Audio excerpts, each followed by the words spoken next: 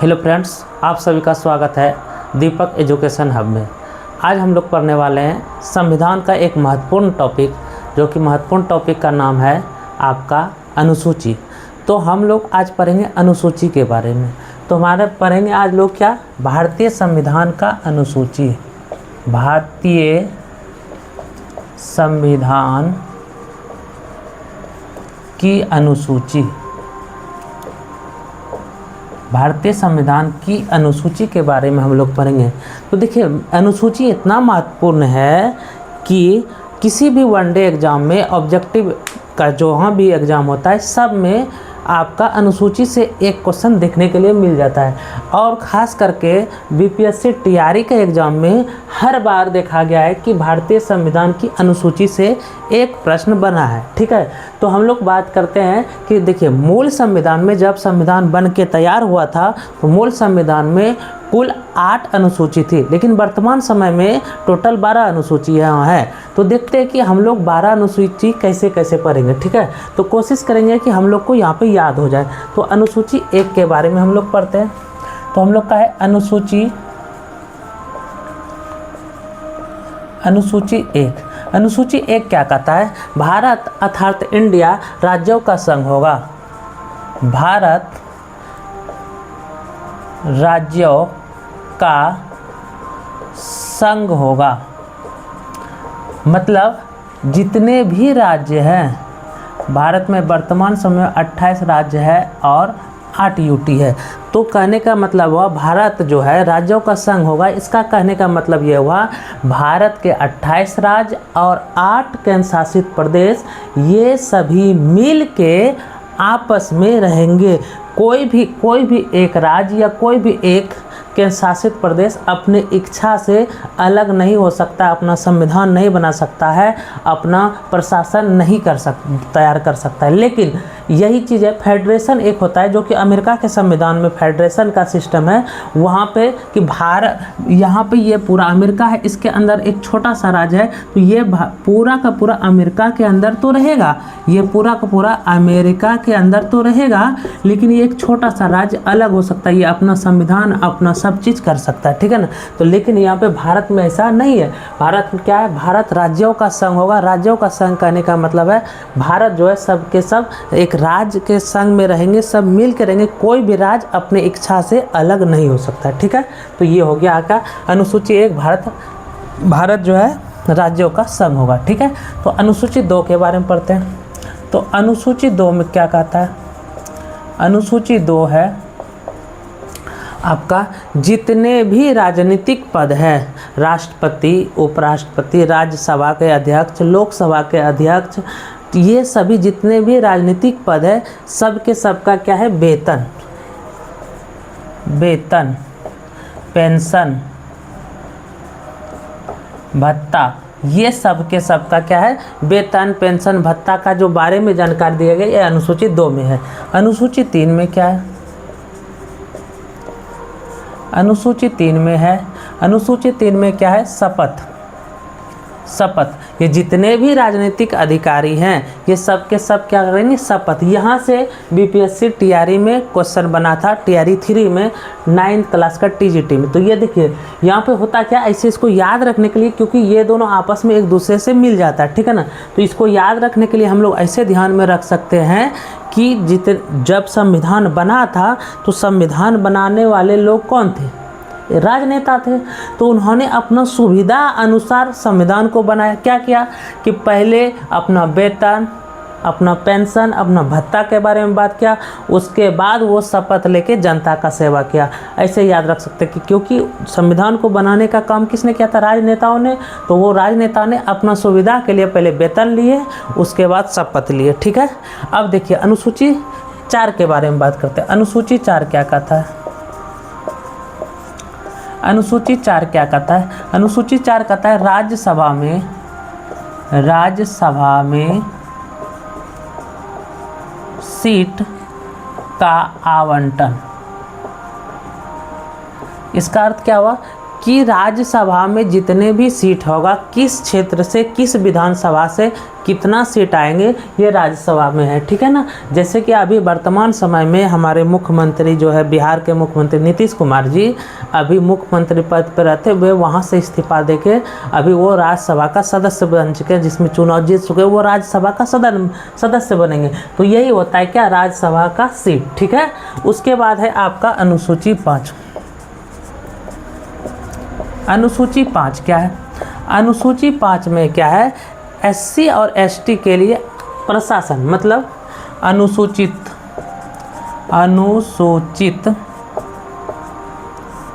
जाति,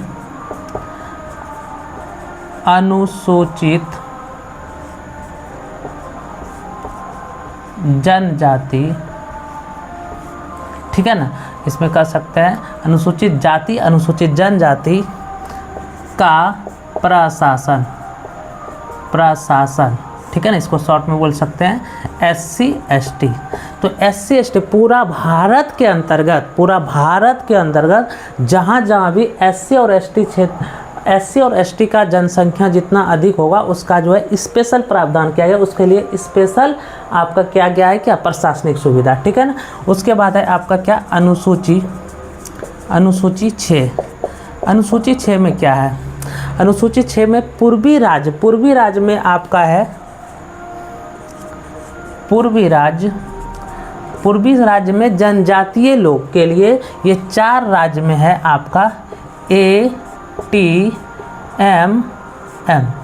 ठीक है ना। ए का मतलब हो गया असम, टी का मतलब हो गया त्रिपुरा, एम का मतलब हो गया मेघालय और एक एम का मतलब हो गया मिजोरम। ये पूर्वी राज्य के ये 4 राज्य असम, त्रिपुरा, मेघालय, मिजोरम, ये सभी राज्य के जनजातीय लोग के लिए स्पेशल प्रशासनिक प्रावधान किया गया है, ठीक है। तो चलिए हम इसको रिवीजन कर लेते हैं। अनुसूची 1 क्या कहता है, भारत अर्थात इंडिया राज्यों का संघ होगा, जिसमें से 28 राज्य, वर्तमान समय में 28 राज्य और 8 केंद्र शासित प्रदेश सभी आपस में मिलकर रहेंगे, वो अलग नहीं हो सकते। अनुसूची 2 में क्या है, वेतन। अनुसूची 3 में क्या है, शपथ। अनुसूची 4 में क्या है, राज्यसभा का सीट। अनुसूची 5 में है एससी एसटी का प्रशासन। अनुसूची 6 में पूर्वी राज्य के लिए प्रशासन, ठीक है। पूर्वी राज्य में आप याद रख सकते हैं ATMM, पूर्वी राज्य के लिए आप क्या याद रख सकते हैं, ATMM, ठीक है। चलिए हम लोग आगे बढ़ते हैं, अब बात करते हैं हम लोग आगे, ठीक है। तो बात करते हैं हम लोग आगे है हम लोग का क्या सा, अनुसूची 7। तो अनुसूची 7 देखिए क्या है, अनुसूची 7। अनुसूची 7 में क्या है, शक्ति का विभाजन। अनुसूची 7 में क्या है, शक्ति का विभाजन। अनुसूची 7 में आपका शक्ति का विभाजन, शक्ति का विभाजन। जैसे कि किस क्षेत्र पे कौन कानून बनाएगा, इसके लिए अनुसूची 7 में बात किया गया। शक्ति का विभाजन 3 तरह से होता है, एक राज्य सूची, एक संघ सूची, एक समवर्ती सूची। तो सबसे पहले हम बात करेंगे संघ सूची के बारे में।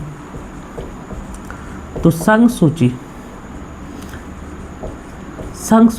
तो संघ सूची जब संविधान बना था उस समय संघ सूची में विषय 97 विषय थे, और वर्तमान समय में यहाँ से भी क्वेश्चन बनता है, वर्तमान समय में संघ सूची में कितना विषय है, 100 विषय है।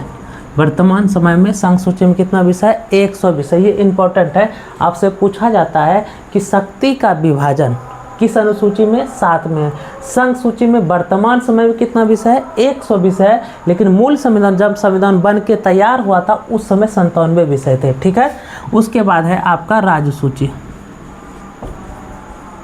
राज्य सूची, तो राज्य सूची मूल संविधान में 66 विषय थे, लेकिन वर्तमान समय में 61 विषय हैं। वर्तमान समय में 61 विषय है। एक है आपका समवर्ती सूची। समवर्ती सूची में क्या है, उस समय जब मूल संविधान में 47 विषय थे और वर्तमान में 52 52 विषय हैं। इसको देखिए, यहाँ से हर बार क्वेश्चन बनता है कि देखिए इसको याद रखने का ये तरीका है कि राज्य सूची में पहले 66 था, वर्तमान में 61 है, वर्तमान में 61 है। इसका अर्थ ये हुआ कि अभी जो है इसमें 5 को विषय घटाया गया है और समवर्ती में 5 जोड़ा गया है, इसमें घटाया गया, इसमें जोड़ा गया, इसमें पहले 47 था और यहाँ पे 52 है। ये भी आपकी बार बिहार स्टेट 2025 में ये क्वेश्चन पूछा गया है कि समवर्ती सूची में कितना विषय थे। तो समवर्ती सूची में कितना विषय थे? 47 विषय थे, ठीक है ना। तो यहाँ से ये इम्पोर्टेंट है, आपसे बारी बारी से क्वेश्चन पूछा जा सकता है कि संघ सूची में कितना विषय, राज्य सूची में कितना विषय, समवर्ती सूची में कितना विषय, ठीक है। अब देखते हैं हम लोग अनुसूची 8 के बारे में। तो अनुसूची 8 इसमें क्या है? अनुसूची 8 में क्या है? आपका भाषा, ठीक है ना। अनुसूची 8 में क्या है? भाषा। मूल संविधान में 22 भाषा को ही मान्यता प्राप्त था, ठीक है। लेकिन अभी वर्तमान समय में आपका 22 भाषा को मान्यता प्राप्त है, मूल संविधान में 14 भाषा था, ठीक है ना। तो यहाँ पे आपका मूल संविधान में कितना? 14 भाषा को मान्यता प्राप्त था। लेकिन वर्तमान समय में अभी आपका जो है 22 भाषा को मान्यता प्राप्त है। तो किस किस टाइम पे कब किस किस भाषा को मान्यता प्राप्त मिला, तो इसके बारे में आपसे पूछा जाता है। तो सबसे पहला क्या है? आपका सिंधी भाषा को मिला था। सबसे पहले किसको? सिंधी भाषा को। इसको कब मिला? 21वां संविधान संशोधन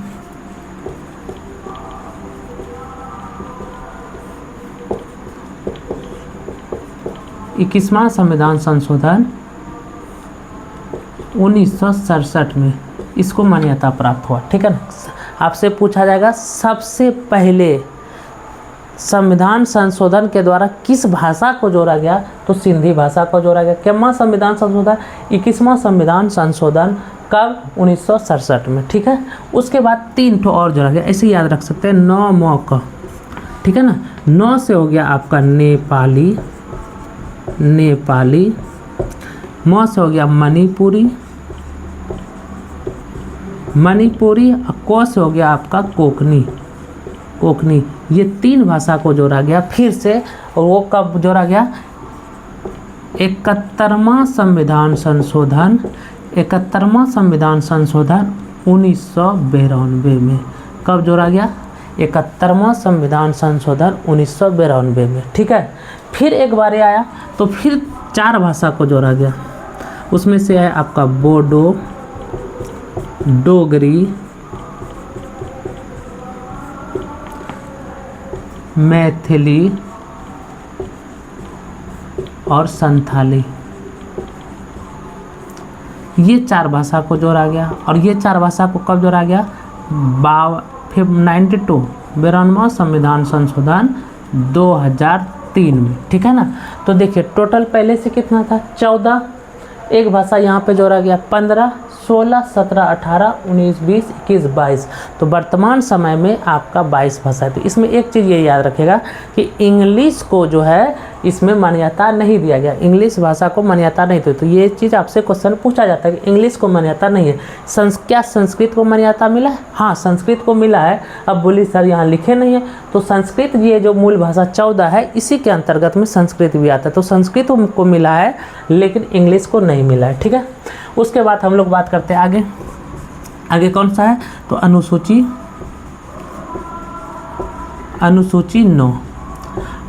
9 का जरूरत क्यों पड़ा? क्योंकि मूल संविधान में तो 8 ही अनुसूची था, तो 9 क्यों जरूरत पड़ा? तो देखिए इसका कहानी है, इसको याद रखने का तरीका ये है कि देखिए अनुसूची 9 का इसलिए ज़रूरत पड़ा कि जब संविधान बना तो संपत्ति के अधिकार को, ध्यान से सुनिएगा, संपत्ति के अधिकार को मौलिक अधिकार किया गया है। तो इसका मतलब है कि अगर किसी का जो है मौलिक अधिकार का हनन करेगा तो वो सीधा सर्वोच्च न्यायालय जा सकता है अनुच्छेद 32 के तहत, ठीक है ना। और अगर उच्च न्यायालय जाएगा तो 226 के तहत जाएगा। लेकिन हुआ क्या, जैसे कि सरकार को ज़रूरत पड़ा कि सरकार सड़क बनाएगी। अगर मान के चलिए कोई भी सरकार सड़क बना रही है या रेलवे ट्रैक बना रही है, तो अगर सड़क बना रही है तो यहाँ पे किसी का ज़मीन आ रहा है, खेत आ रहा है, तो यहाँ पे जैसे ये रोड पास करता है तो ये व्यक्ति जो है इसका ये संपत्ति है, इसका ये आपका क्या है, ये चाहे तो दे चाहे तो नहीं दे। तो इसमें ये व्यक्ति विरोध करने लगा कि नहीं, मेरा जो है मौलिक अधिकार का हनन हो रहा है, हम नहीं देंगे।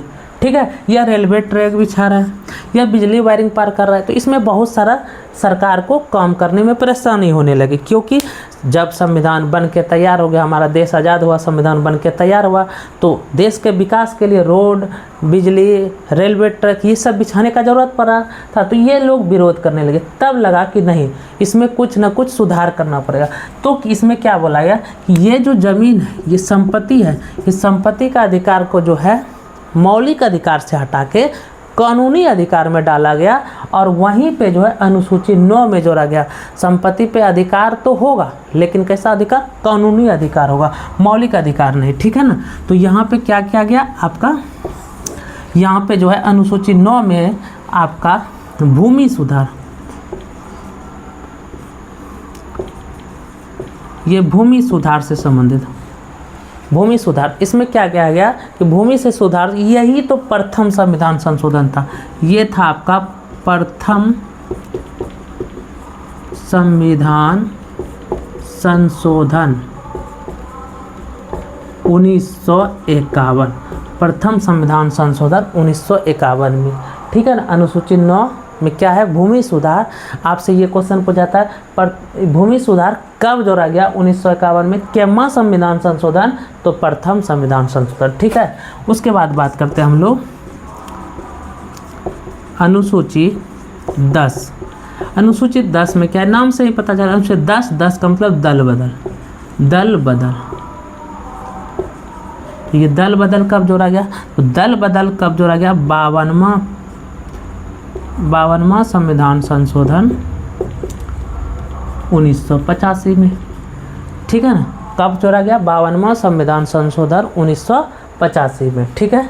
उसके बाद इसमें दल बदल का में होता था क्या, जब कोई भी पार्टी अपना सरकार बनाती थी और अपना बहुमत साबित करती थी और सरकार बनाती थी। अब उसमें क्या होता था कि कुछ प्रतिनिधि जो है वहाँ से क्या होता था, सरकार बनाने के बाद कुछ दिनों के बाद वहाँ से वो पार्टी को छोड़ के दूसरे पार्टी में ज्वाइन कर लेते थे कुछ प्रतिनिधि। तो इससे क्या होती थी, सरकार गिर जाता था। अब सरकार गिर जाता, फिर से चुनाव, फिर से बहुमत साबित करना, थोड़ा सा परेशानी करना होता था। इसीलिए इसमें ये कर दिया कि नहीं, अगर किसी भी व्यक्ति को अगर पार्टी बदलना है तो चुनाव से पहले बदले, या चुनाव के अगर बाद बदले तो उसका जो अध्यक्ष है, मुख्य व्यक्ति है, अकेले कोई भी व्यक्ति प्रतिनिधि नहीं इधर से उधर कर सकता। इसलिए यहाँ पे ये दल बदल का लाया गया कानून 52वां संविधान संशोधन 1985 में। ठीक है। उसके बाद देखते हैं, उसके बाद आया क्या, अनुसूची 11 पंचायती राज। अब इसका क्या जरूरत पड़ा पंचायती राज का? तो देखिए था क्या कि देश के हर एक कोने कोने में इसका विकास करना है। लेकिन हुआ क्या, कहानी ये था कि जब देश आज़ाद हुआ, विकास की दौर पड़ी, तो विकास तो दौड़ गई, लेकिन जो भी ग्रामीण इलाका था उसका विकास नहीं हो पाया। तो उसके लिए विकास नहीं हो पाया, तो इसके लिए बहुत सर्वप्रथम महात्मा गांधी जी ने सोचे थे कि पंचायती राज लाएंगे, लेकिन नहीं ला पाए थे। तो इसमें जो है अनुसूची 11 में पंचायती राज को जोड़ा गया। और ये केमा संविधान संशोधन, तो ये बहुत इम्पोर्टेंट है, ये आपका 73वां संविधान संशोधन 1952 में लाया था, लेकिन ये लागू हुआ था 1992 में। ये बना था लेकिन लागू हुआ था 24 अप्रैल 1993 में। इसलिए पंचायती दिवस भी मनाया जाता है 24 अप्रैल को। ठीक है ना। जब अब क्या हुआ, एक था सबसे निचला राज, ये सबसे निचला राज जिसमें से पंचायत आ गया। अब इससे थोड़ा सा ऊपर है, जैसे कहने का मतलब है थोड़ा सा, ना तो सबसे नीचे ना तो सबसे ऊपर, थोड़ा सा ऊपर था। तो उसका विकास करने के लिए क्या हो गया, नगर निकाय का जरूरत पड़ा। तो अनुसूची 12 में आपका है, अनुसूची 12 इसमें है आपका नगर निकाय।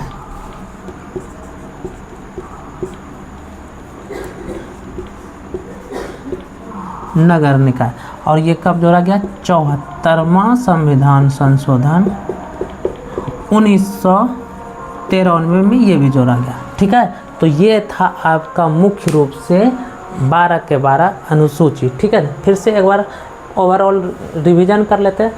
भारतीय संविधान की अनुसूची में क्या था?